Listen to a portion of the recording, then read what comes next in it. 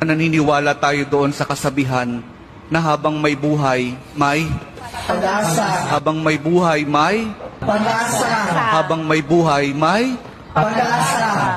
pagsubok. Dahil tayo katiwala ng Diyos, binibigyan din niya tayo ng iba't ibang klase ng pagsubok. Kaya po doon sa pagsubok na yon, saka pa lang natin mauunawaan na talagang ang ating buhay ay mayroong, habang may buhay mayroong, Pagsubok, habang may buhay may pagsubok, pagbangon. Huwag niyong hayaan na kapag meron kayong pinagdaraan ng pagsubok, ay hindi kayo babangon.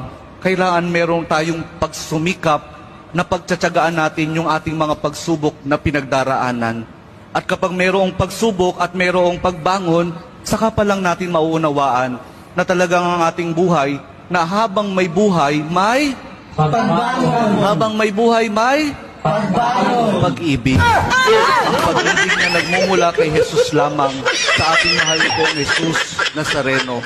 Dahil doon, kapag naunawaan natin itong mga bagay na ito, na habang may buhay, may pagsubok, may pagbangon at may pag-ibig na nagmumula lamang kay Jesus, saka pa lang natin mauunawaan at matatanggap na talagang habang may buhay, may Pagsubok, pagsubok.